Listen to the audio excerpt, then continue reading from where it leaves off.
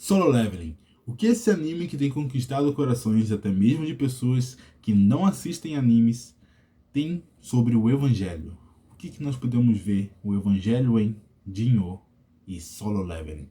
Bem, hoje nós vamos falar um pouco sobre isso, então fique aí. Claro que nesse vídeo nós teremos spoilers, mas somente da primeira temporada. Todo spoiler referente à segunda temporada vai ficar para um próximo vídeo que vocês podem incentivar a sair cada vez mais rápido se vocês comentarem bastante. E claro, junto com esse nosso primeiro episódio, digamos assim, junto com esse nosso vídeo da série nossa do Evangelho em, e agora nós estreamos Solo Leveling, nosso primeiro anime aqui presente, nós iremos dar um adendo referente a, claro, né, todo o enredo por trás. Ou seja, nós iremos primeiro trabalhar um resumo de todo o Solo Leveling e vamos trabalhar o Evangelho enquanto isso. Então fique aí e nós vamos prosseguir com isso agora. Se você é cristão, você sabe que a jornada da fé não é fácil. A jornada da fé vai ter momentos difíceis, momentos de alegria, mas certamente terá esses momentos de tristeza, de choro e de dor, que faz parte da caminhada cristã. Jesus nunca escondeu que isso faria parte. Em nenhum momento da Bíblia foi escondido que isso faria parte. Muito pelo contrário, nós fomos alertados. O próprio Cristo disse que nós precisamos ter bom ânimo, pois ele venceu o mundo, mas no mundo nós teremos aflições. Essas foram as palavras de Cristo, nos alertando que nós teremos aflições, mas para termos bom ânimo. Então vamos prosseguir lendo a Bíblia e comparando algumas coisas. E que se você já leu um pouco da Bíblia, ou se você já leu o Mauá, ou se você já viu o anime de Solo Leveling, você vai conseguir, aos poucos, conectar o que eu falo da Bíblia e o que eu falo de Solo Leveling. Então, a recomendação é que você leia a Bíblia e que você tenha assistido Solo Leveling. Mas nós vamos dar um resumo aqui do anime para você também. E a Bíblia nós também iremos, né, conectar aqui. Mas se você conhece bem os dois, você vai aproveitar talvez muito melhor, de forma mais rica, cada palavra aqui falada. Então vamos continuar um pouco aqui nossa discussão breve. O Jinho, para quem não conhece o anime, basicamente o anime se trata de um mundo onde começa a aparecer portais. E esses portais levam a outras dungeons. E essas dungeons e mundos alternativos têm monstros. Se esses monstros, o chefe dessas dungeons, desses portais que se abrem, não forem derrotados, esses monstros, no lugar da pessoa poder entrar no portal, é o oposto que acontece. Os monstros saem do portal, destruindo assim a cidade, causando muitos prejuízos. E o anime vai ter um enredo por trás nessa primeira temporada justamente sobre isso. Quando um portal de alto nível dá problema e acontece algo numa ilha, e isso não é muito bom naquela situação. Então, a gente percebe bem claramente que não é bom que esse tipo de coisa aconteça. Então vamos continuar. O Jinho é nosso protagonista, e ele é conhecido como o super-herói não, mas como o caçador, porque quando aconteceu desses portais se abrirem, aconteceu que as pessoas receberam poderes, mas não todas, mas essas que despertaram poderes ficaram conhecidas como caçadores, que tem do rank D até, do rank E até o rank S. E nosso amado protagonista Jinho, Sung Jinho, é rank E. E é conhecido como o caçador mais fraco da humanidade. A gente vai aprender tudo isso já no primeiro episódio. E a gente vai então pra dungeon. Acontecem muitas coisas, mas nosso protagonista tem uma motivação muito forte por trás de tudo isso. Mas em toda dungeon que ele vai, ele quase morre. Tanto que tem uma amiga que tenta curar ele. E até comenta, né? Chama a atenção dele disso, né? Que ele deveria sair dessa vida. Mas por que ele não sai? O motivo é simples. A mãe dele tem uma doença misteriosa que não tem cura e o tratamento é muito caro para mantê-la viva. Então, para que isso possa ocorrer, ele faz esse sacrifício de dia após dia, missão após missão, permanecer lá, quase morrendo. Ele já foi para o hospital em uma das dungeons de rank mais baixo com a equipe, sendo o único a conseguir um feito assim praticamente. Então, ele era constantemente humilhado, mas mesmo assim, e tendo conseguia pouco dinheiro, né, por causa disso, porque não conseguia enfrentar os monstros mais fracos eram mais fortes e era muito difícil dele conseguir derrotá-los. Então, simplesmente muita coisa acontece, mas ele continua. Por quê? Porque além de ter essa questão da mãe dele, ele tinha que pagar a educação da irmã. Então a gente percebe que um comportamento sacrificial, onde ele desde cedo assumiu uma responsabilidade muito grande na casa dele, na família dele, amadureceu de forma muito rápida e passou por muitas tribulações, mas perseverou nelas, devido ao propósito maior que estava por trás disso tudo.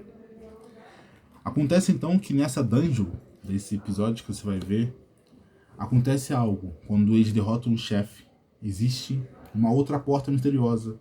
E aí eles fazem uma votação e decidem explorar essa porta.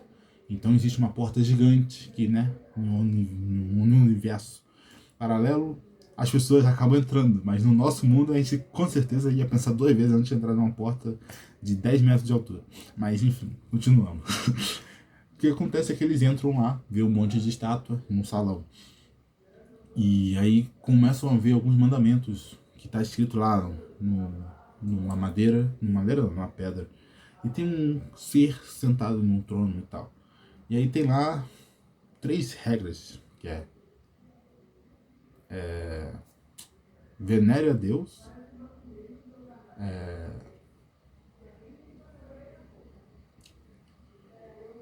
louve a Deus e prove a sua fé em Deus.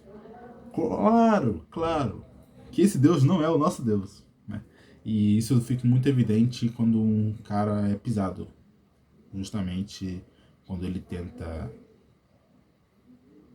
fazer a parte do louvar a Deus. Bem, muita coisa acontece. Mas antes disso tudo acontecer, ele estava lá. Alguns tentam fugir, só que aí as estátuas na verdade são vivas e elas matam as pessoas muito facilmente. E um deles então tenta fugir correndo, mas só fica o pé, porque ele se confiava muito na velocidade dele. E a estátua parece que de forma sádica resolve deixar só o pé. Então ele morre. Assim, evaporado, praticamente, né? E o que acontece? Eles estavam todos ajoelhados, porque o Sung Jin-ho, ele tinha passado por tantas vezes a oportunidade de quase morrer, que ele estava meio que com um instinto apurado e percebeu o que deveria ser feito. Ele fez.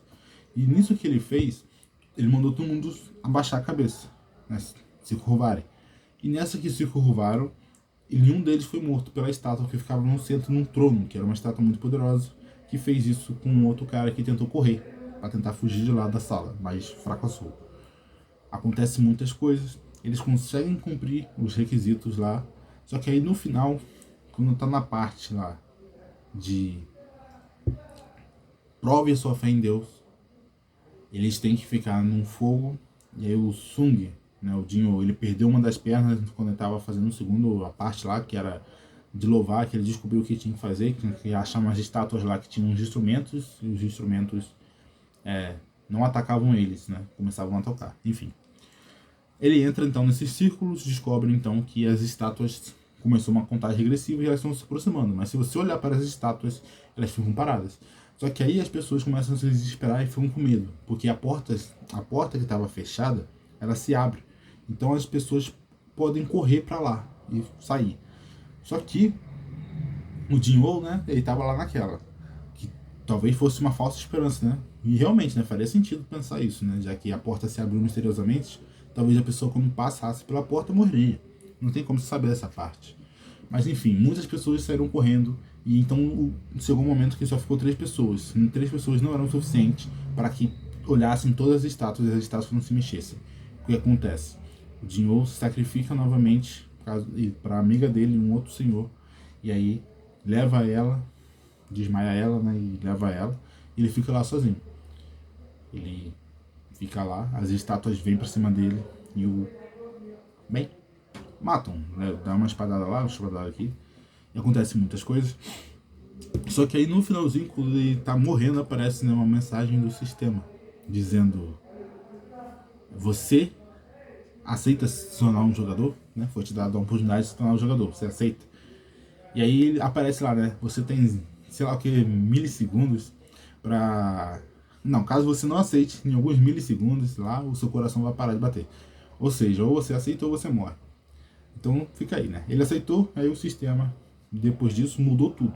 Ele apareceu, acordou no hospital, curado, ele tava sem a perna, sem nada, e tipo, voltou tudo normal. Mas o que acontece? Ele acordou e começou a ver umas telinhas, igual de videogame. E essas telinhas de videogame falavam para ele fazer algumas coisas. No início, ele ignorou essas instruções. E ele acabou sendo punido e levado para um lugar de punição, onde tinha umas centopeias no deserto correndo atrás dele. Ele passou então por dificuldades a mais desnecessárias, por não ter ouvido essas instruções. Ok, tudo bem. Ele aprendeu a lição e começou a seguir as instruções. Só que nessa que ele começou a seguir as instruções, ele foi ficando cada vez mais forte, porque quando ele terminava as suas lições diárias, né, que eram os objetivos diários que ele tinha que fazer, eram exercícios e tal, que deixavam ele mais forte. Só que no final, o sistema revigorava ele. Ele tinha a oportunidade de ser revigorado. Então ele voltava forte, né, como se não tivesse se desgastado naquele treinamento. E assim foi indo. Ele foi ficando mais forte e se transformou em uma pessoa totalmente diferente. Então ele foi tendo uma oportunidade, porque nesse mundo, quando você nasce nível E, você nunca pode subir de nível. Você não consegue sonar nível D, nível C, quanto menos nível S. Então o que acontece? Não importa o quanto você treine, você não evolui. Mas o sistema, quando ele tornou ele um jogador, deu ao Dinho exatamente essa exceção, a de ser capaz de evoluir. Então, o sistema forneceu a ele a chave para ir numa dungeon secreta. Nessa dungeon secreta ele começou a enfrentar monstros. Primeiro, era um monstro mais forte do que ele, mas aos poucos, quando ele foi enfrentando, ele ficava no nível dos monstros. Então foi enfrentando, se tornando cada vez mais forte.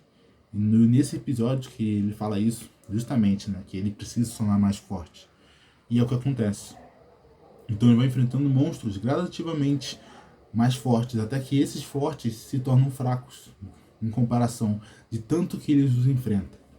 Então ele vai enfrentando cada vez inimigos mais fortes e mais fortes. Acontece muita coisa. E ele enfrenta muitas coisas. Acontece muitas coisas. Ele entra numa dungeon, nessa dungeon que ele entra, as pessoas não são boas, elas convidam pessoas para participar da dungeon, mas meio que sacrificam essa pessoa para que essa pessoa seja morta pelo chefe, alguma coisa assim. O chefe fica, né, inconsciente lá, descansando, enquanto eles pegam os diamantes, os minerais, né? Não é diamante, mas são minerais que tem, que valem muito naquele mundo. E assim eles ganham dinheiro sacrificando pessoas inocentes. Então eles tentam fazer isso com o Dinho e com outro carinha que estava junto com o Dinho. Mas aí o Dinho, ele já tinha sido, né, agraciado com o sistema e estava muito mais forte do que antes. Então ele luta contra esse cara que era nível C.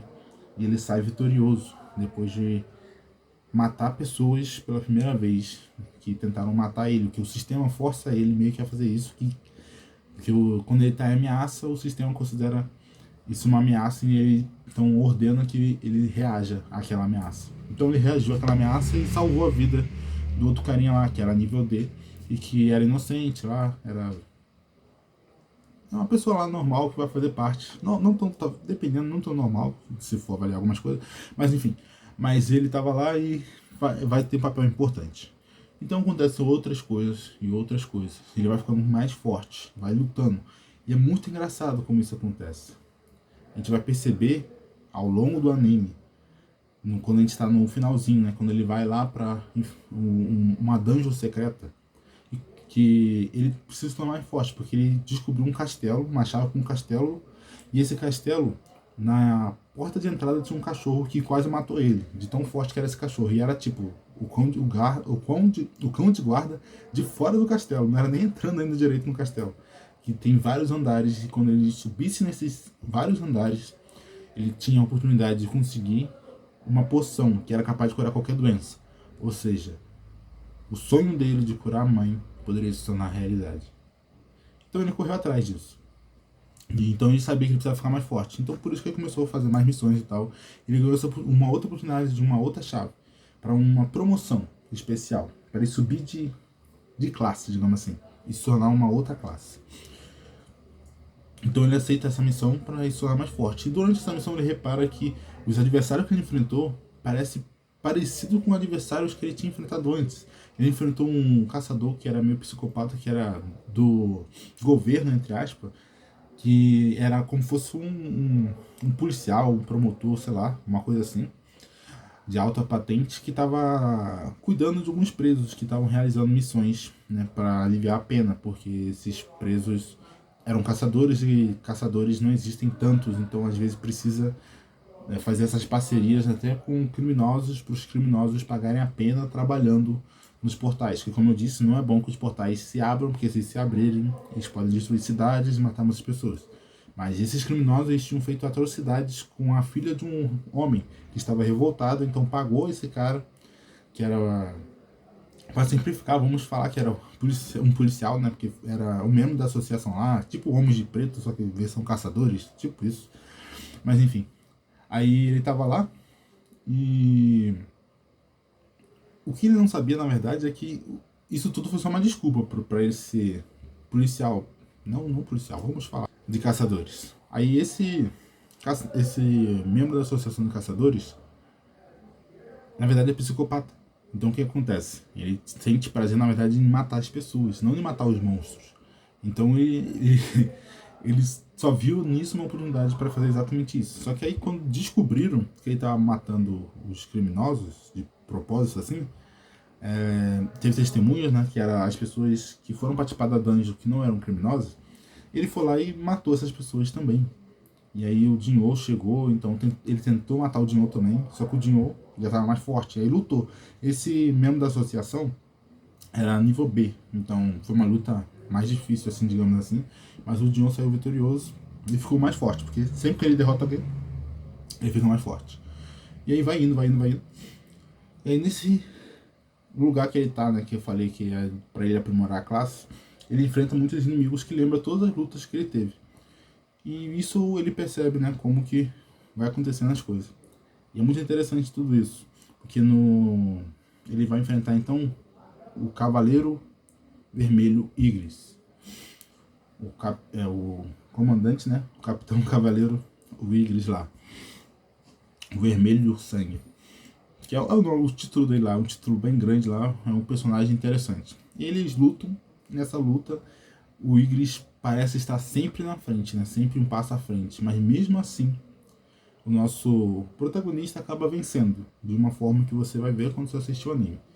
E ele vence, e acontecem muitas coisas. E aí quando vence o Igris, começa um sistema de sobrevivência, onde aparecem muitos soldados.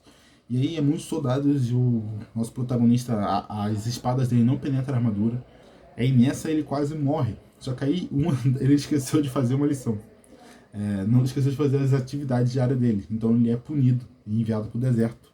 Só que nessa hora que ele é punido, ele é literalmente salvo de morrer. Porque ele estava no mundo lá e os soldados iam matar ele. Aí ele sai para o meio do deserto. Ele consegue sobreviver lá, se cura, se prepara e volta preparado com uma espada nova para poder lutar contra os adversários. Aí ele luta, percebe lá as estratégias, descobre que são invocações, aí derrota quem está invocando e aí ele consegue sair vitorioso disso e ganha a oportunidade de enfim se tornar, aumentar sua classe. E quando ele aumenta sua classe, ele passou um tempo a mais e era conforme o tempo você tinha a oportunidade de se tornar um monstro, não, monstro não, mas se tornar mais forte, né? Subir uma classe, um aprimoramento a mais. E como ele acabou tendo essa punição de ir pro deserto, ele ficou mais tempo do que o normal, do que ele deveria. Isso acabou somando para ele, né? Porque acabou que ele ficou mais tempo num modo sobrevivência, digamos assim.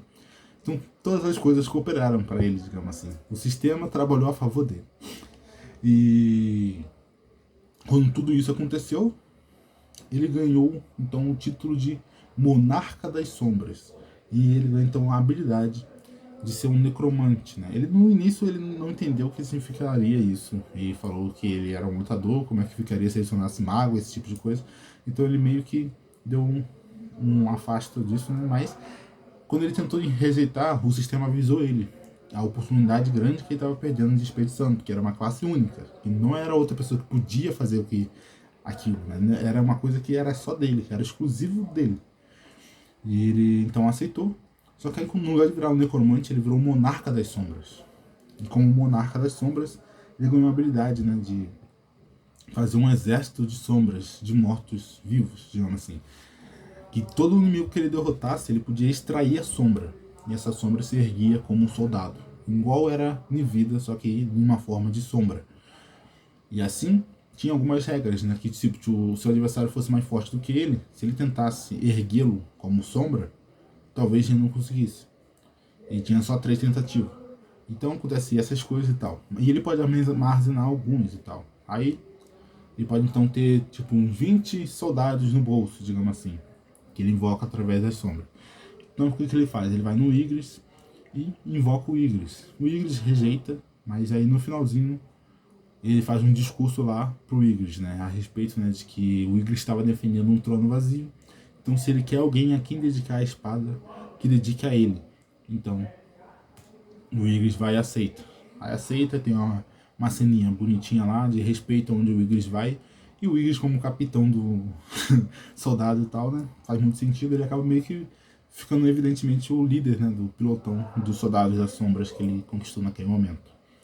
Aí então muitas coisas acontecem, mas a gente percebe que o sistema esteve sempre ao lado do Jinho. Ou seja, todos os adversários que o Jinho enfrentou, a gente percebe que nenhum deles estava além daquilo que era possível para o Jinho.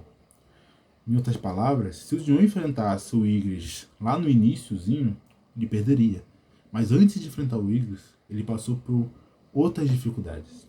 Ele foi passando por dificuldades diferentes, gradativas, e cada vez dificuldades maiores.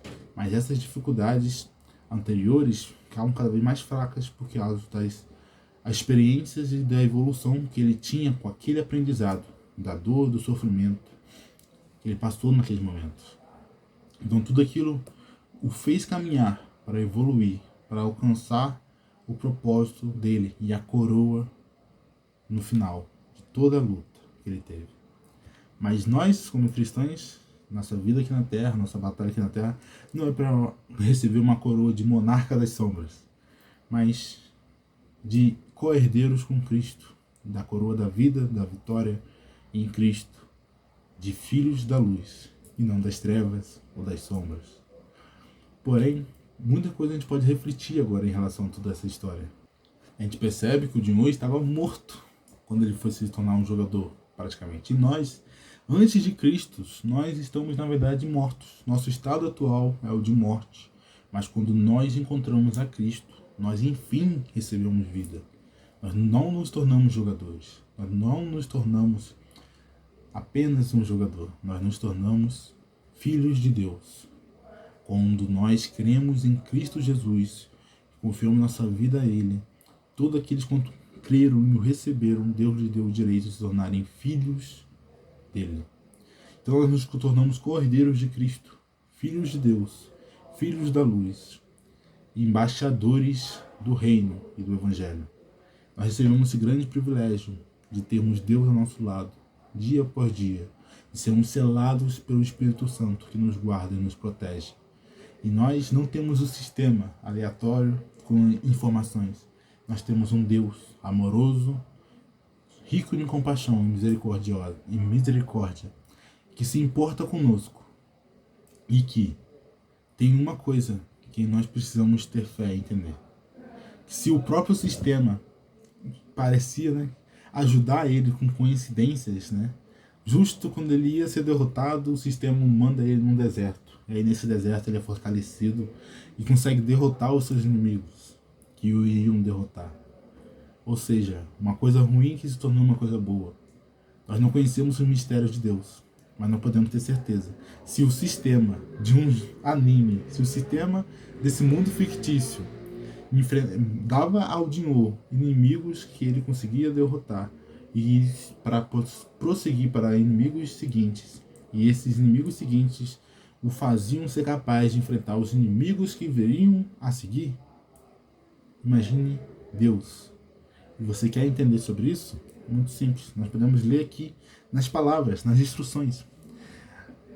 Jinho tinha o sistema dando instruções. Nós temos a Bíblia, a palavra de Deus, e os seus porta-vozes, como as instruções de Deus. E aí tem aqui, ó, em Romanos 5, no versículo 3 em diante, nós podemos ler.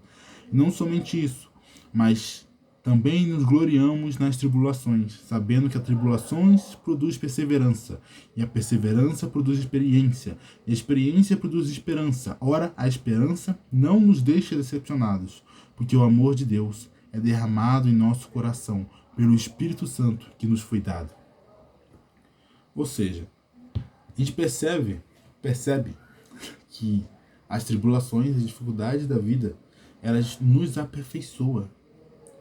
A gente vai ver lá também, em Efésios, no versículo 13, até que todos chegamos à unidade de fé e de pleno conhecimento do Filho de Deus, ao estado de pessoa madura, à medida da estatura da plenitude de Cristo.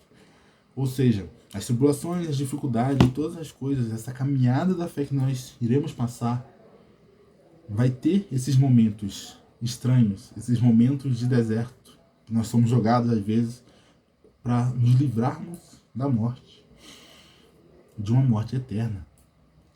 E todas essas coisas, nós podemos ter certeza de uma coisa: nós podemos confiar em Deus. O sistema que protege o dinheiro é falho, não é perfeito. Mas já parou para pensar? Se o sistema lá, enquanto você assiste, parece que todas as coisas estão cooperando para o dinheiro, porque você fica meio até que abismado, né? Tipo, se ele tivesse enfrentado esse cara antes de tal coisa, ele não conseguiria vencer e ia dar tudo errado. Mas todas as coisas acontecem perfeitamente bem. E está escrito no Eclesiastes, né? Há um tempo certo determinado para cada propósito debaixo dos céus. Há o tempo de chorar, há o tempo de rir, há o tempo de todas as coisas. Então, a gente pode ter certeza de uma coisa: quem dirá Deus e os seus planos, nós podemos confiar, pois está escrito em Romanos 8:28. Pois bem sabemos que todas as coisas cooperam juntamente para o bem daqueles que amam a Deus, daqueles que são chamados segundo o seu propósito. Ou seja, nós temos a promessa, nós temos a palavra de Deus, de que Deus é muito maior que o sistema.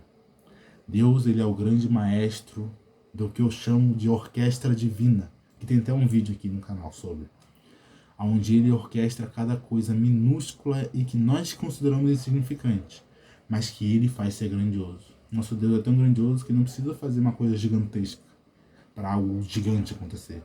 Ele só precisa fazer um bater de borboleta, um pequeno detalhe, e esse pequeno detalhe se torna algo incalculavelmente enorme. Esse é o nosso Deus, que trabalha para que todas as coisas cumpram o seu devido propósito. Nós podemos confiar nele. O livro de Jó nos ensina isso. Nós não entendemos as coisas. Jó com certeza não entendeu por que ele perdeu os filhos do nada, por que ele perdeu seus bens do nada, por que ele perdeu tudo que ele tinha de mais precioso do nada. Se ele não tinha feito nada de errado, Jó, a Bíblia disse, Jó era um homem irrepreensível que não tinha outro igual na terra. Ele era um homem íntegro, como não havia outro na terra. Ou seja, esse homem passou por esses momentos. E no final, Deus foi glorificado. O inimigo falou que Jó só era assim porque Deus protegia ele e livrava ele de todo mal. Porque Deus tinha dado tudo isso de bom. Jó provou que não. Jó provou que é por quem Deus é. E a glória de Deus foi manifestada. E Deus, como o próprio Evangelho diz em uma das epístolas, como ele é rico em bondade, amor e misericórdia, no final de tudo aquilo que Jó passou, Deus mostrou bondade e misericórdia. E tudo terminou bem. Ele recuperou mais do que ele tinha, o dobro da sua riqueza. Conseguiu filhas lindas e filhos. E conseguiu, então, o mais importante, conhecer a Deus de forma mais íntima. Porque no final do livro ele diz: antes eu te conhecia de ouvir falar, mas agora eu te conheço, de me relacionar, de ter intimidade, de conhecer, de estar perto. Então nós precisamos ter isso, de lembrar de que em todos os momentos Deus está conosco, de aproveitarmos a jornada da fé, mesmo em meio às suas tribulações e dificuldades, para crescermos e sempre termos Deus ao nosso lado. Então esse é o Evangelho em Salva Evelyn, onde nós percebemos que assim como ele, nós podemos gradativamente crescermos em Cristo, a estatura do varão perfeito. E que Deus não envia tentações maiores do que nós podemos suportar, como sua palavra diz, mas que nós vamos vencendo elas pouco a pouco e nos tornando cada vez mais parecido com Cristo e cada vez pessoas melhores para a glória de Deus, porque Deus, Ele merece o nosso melhor e Ele trabalha a sua igreja, a sua noiva, para encontrá-la sem ruga e imaculada, perfeita, pura e limpa para o casamento do grande dia de quando Cristo voltar para a terra. Então nós podemos agora assistir só ao Leveling e refletir sobre isso, sobre o agir invisível de Deus em nossas vidas e como mesmo nos momentos difíceis e na dor, Ele não nos abandona, mas Ele está trabalhando, mesmo que nós não entendemos. Nós só precisamos confiar. Em Eclesiastes vai dizer: a boa fama é melhor do que o bom perfume, e o dia da morte é melhor do que o dia do nascimento. Melhor é a casa onde há luto do que a casa onde há banquete, pois naquele se vê o fim de todas as pessoas, e que os vivos o tomem em consideração. Melhor é a mágoa do que o riso, porque com a tristeza do rosto melhora o coração. O coração dos sábios está na casa do luto, mas dos insensatos na casa da alegria. Melhor é ouvir a repreensão do sábio do que ouvir a canção dos tolos. Eclesiastes 7, do 1 ao 5. Essa é a mensagem que eu deixo para vocês. Esse vídeo vem logo após o vídeo onde eu falo, de que Deus recolheu o meu pai. Então, se aplica até mesmo nesses tipos de situações difíceis. Nós não entendemos os mistérios de Deus, mas nós podemos ter certeza de que Deus tem um propósito sobre tudo. Nenhum fio da nossa cabeça cai sem a permissão dele. Nada acontece sem a permissão dele. E ele nos conduz para o seu plano, para a sua vontade, que é boa, perfeita e agradável. Os propósitos de Deus nós não conseguimos entender, porque nós somos tolos, burros e imaturos.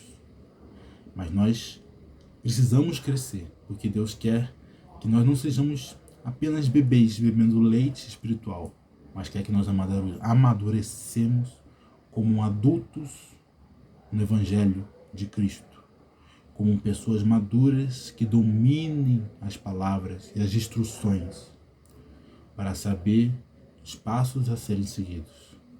Deus quer de nós o amadurecimento, a fé, a integridade, a confiança que Jó tinha e tem, já que está, com Deus. Enfim, mas como o próprio Deus diz, Ele é o Deus dos vivos, não dos mortos. Eu tenho fé no meu pai ao lado dele nesse momento, assim como ele mesmo disse. Então, nós precisamos manter a fé, a esperança e os olhos fixos no nosso alvo, que é Cristo.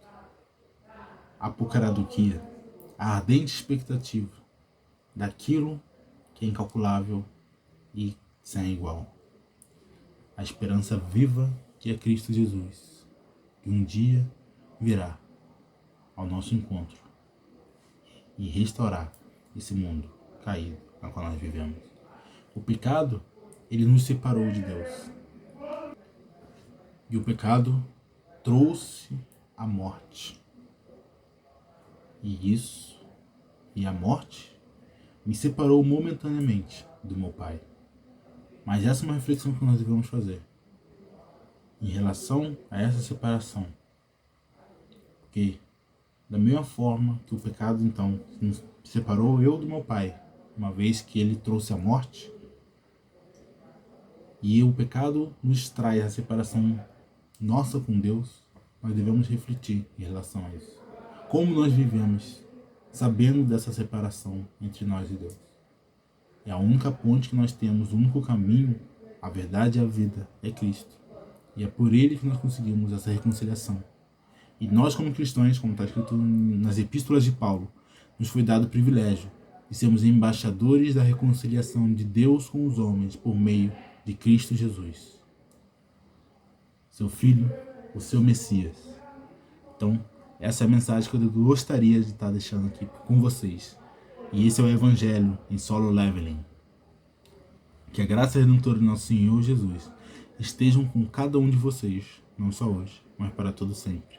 E que as palavras dele sejam guardadas em nossos corações, para que nós não pecamos contra ele. E que ele nos guie e nos conduza, e faça nossa fé crescer e amadurecer, para que nós sejamos cristãos maduros e prontos para a sua obra e propósito. Porque nós somos casados com Cristo. Alguns até usam alianças, né, para simbolizar isso. Que nós iremos louvar, adorar e amá-lo por resto da nossa vida. E o casamento é na saúde e na doença, na riqueza e na pobreza, até que a morte não nos separe, pois a eternidade estará lá, junto, nós com ele, a não ser que nós escolhemos a morte eterna, que é viver longe dele.